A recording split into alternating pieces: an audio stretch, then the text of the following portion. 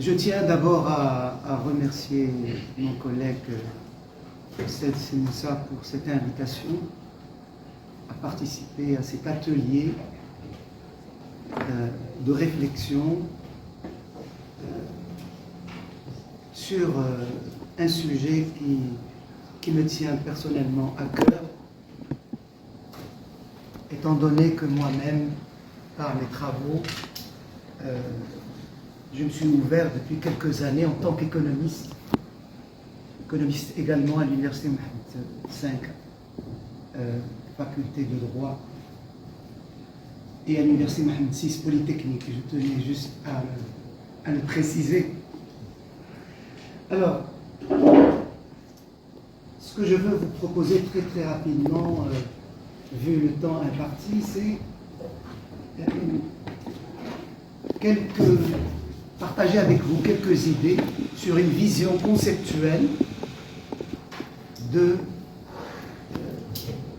et les enjeux stratégiques de la constitution, de la fondation d'une école géopolitique maroco-africaine.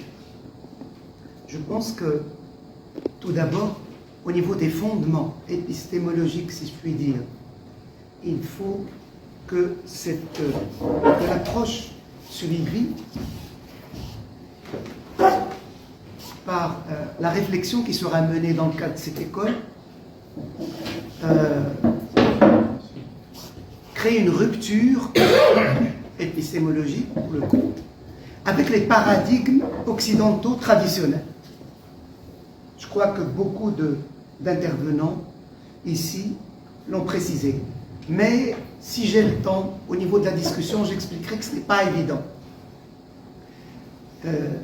Pour moi, transcender les paradigmes, ça veut dire se débarrasser d'une tutelle, entre guillemets, intellectuelle, ethnocentriste ou occidentalocentriste, et développer une réflexion à partir d'une vision endogène.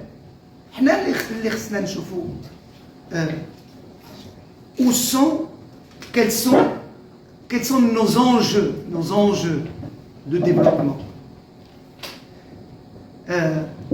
Coopération Sud-Sud, qui est trois écoles en gros, pour aller vite. L'école libérale, qui justifie l'échange international, les relations internationales par la paix et la stabilité de l'ordre mondial, comme on le sait. Malheureusement, le libre-échange de cette vision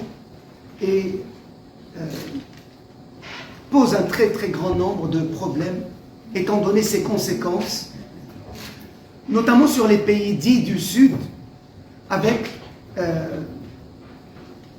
qui deviennent quelque part otages en tant que concurrents dans l'attraction des investissements directs étrangers.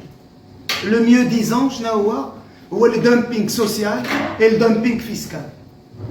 Pour ceux qui ne sont pas économistes, le dumping social, il faut réduire au maximum le coût de fabrication de nos produits pour qu'on puisse être concurrentiel.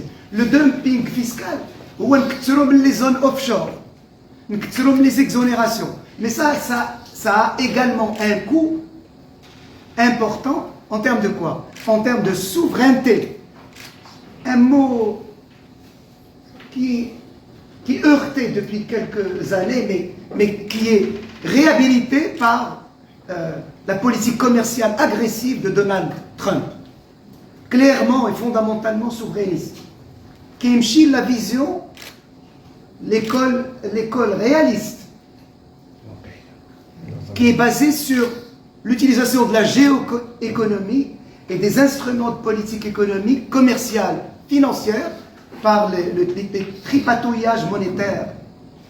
Et en particulier, même si l'économie américaine est relativement en déclin, relativement je dis, pas sur le plan technologique, le dollar reste, malgré les faiblesses relative, encore une fois, de l'économie américaine, la monnaie de réserve internationale. Pour ne pas s'effondrer, qu'a fait l'administration Trump? Je tiens à rappeler des points stratégiques.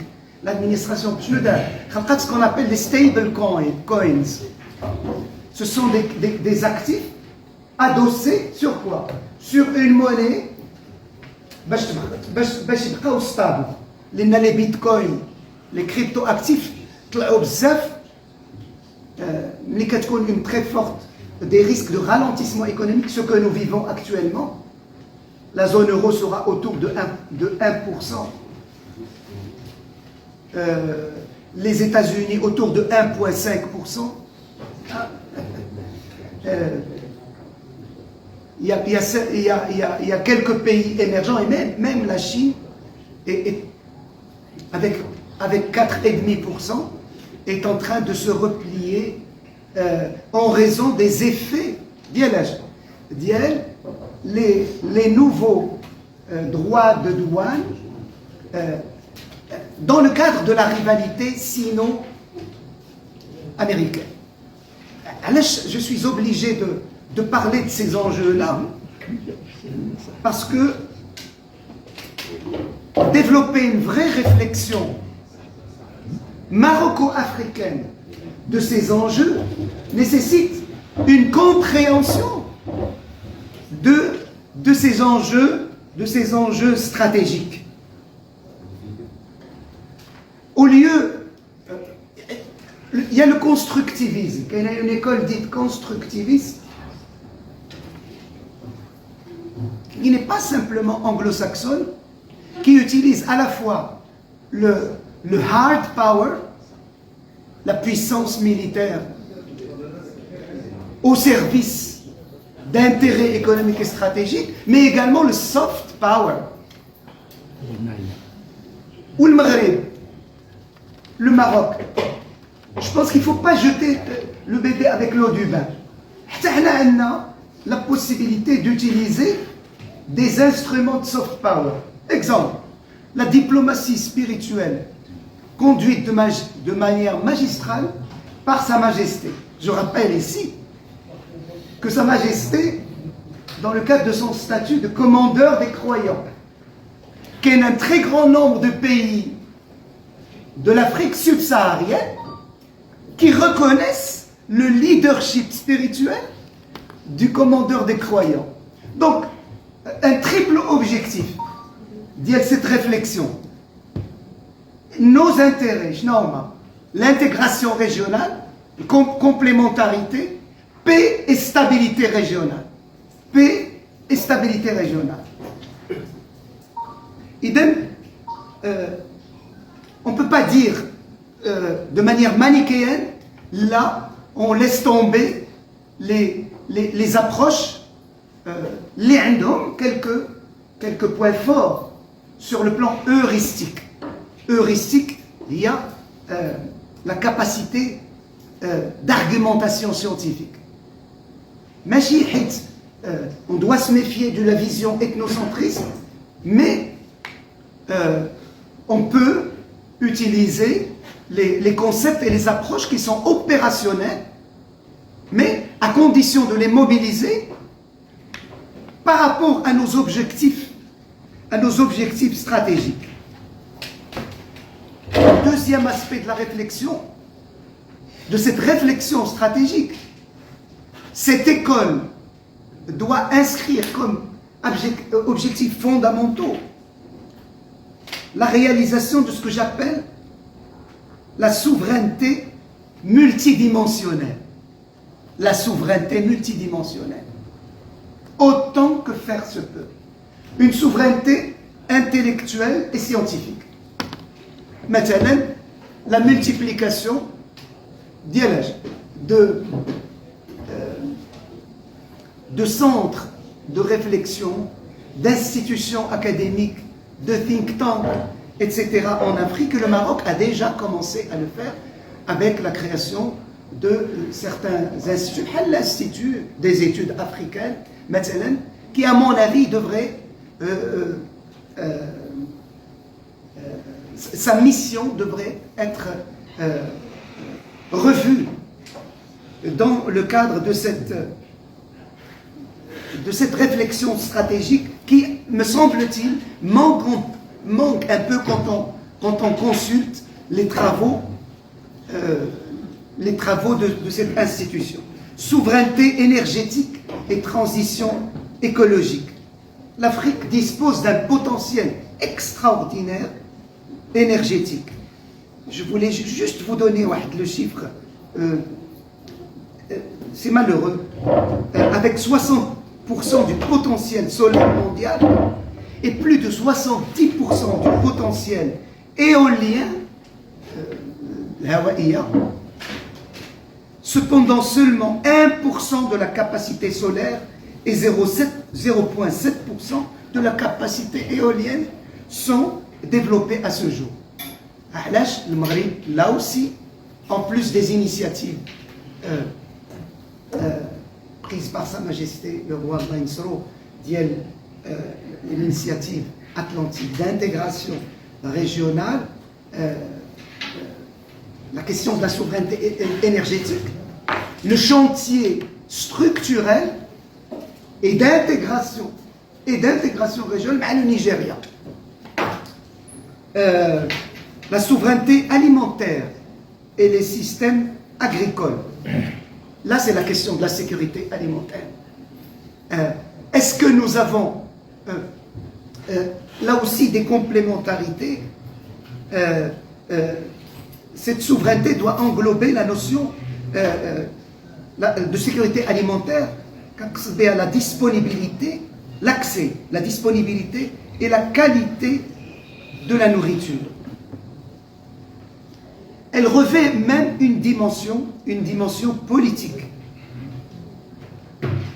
L'approche nécessite une réflexion sur une transformation structurelle de l'agriculture en Afrique. كيفاش خصنا نرجعوا les sources d'une agriculture ديال les terroirs. علاش؟ لأن عندنا la problématique environnementale. Je vais terminer. Il y a également, mais c'est ça qui est frustrant. Voilà. Je présente une waraqa. C'est un papier de réflexion. Mais j'ai simplement pour dire un avis. J'ai travaillé sur la question. Donc, si vous permettez, donnez-moi juste quelques. La souveraineté industrielle et les chaînes de valeur. يعني كنشوف فين يمكننا نشوفوا les complémentarités. En gros, nous ne devons pas baser notre échange économique international uniquement sur la fourniture de matières premières ou un cran au-dessus qui est le Maghreb, la sous-traitance. L'automobile, les métiers du Maroc. Oui et non. Les voitures que nous exportons restent des voitures à bas coût, c'est-à-dire les voitures low cost. Le taux d'intégration ديالهم وصلنا لواحد 70%. باقي خصنا نطلعوا ل 100%. Et mieux que ça, on doit réfléchir sur notre coopération, si vous permettez, avec les Chinois qui ont investi quelque chose comme 10 milliards de dollars. Qui est un programme d'investissement pour aider le Maroc pour créer des la gamme et on produit et on exporte des voitures électriques. On produit et on exporte des voitures électriques. Et là, c'est gagnant-gagnant. C'est gagnant-gagnant. Nous montons en gamme, le low cost, le taux d'intégration, 1, 2. On va permettre aux Chinois de faire quoi? De contourner les barrières commerciales imposées actuellement par les Américains. C'est une aubaine pour le Maroc d'abord. Mais espérons que nous serons plus ou moins protégés par l'accord de libre-échange que nous avons avec les États-Unis et avec l'Union européenne. Les nalages, ce sont des voitures made in Morocco et c'est fabriqué aussi par par des capitaux chinois. Donc, à Doukoulloum, c'est des enjeux de souveraineté qui sont tout à fait fondamentaux. La discussion, si vous voulez, je vous donnerai l'architecture. J'ai écrit une architecture pour cette école qui, à mon avis, doit s'adosser sur un think tank dont j'ai donné, et enfin, les aspects institutionnels qui ont été évoqués, qui sont absolument fondamentaux. On doit s'adosser à des centres internationaux, des think tanks, on dit quelques propositions, et bien sûr, à des institutions, maintenant le ministère des Affaires étrangères, pour qu'on puisse bénéficier de quoi? Eh bien, de projets financés qui vont permettre sustainability en anglais, la pérennité.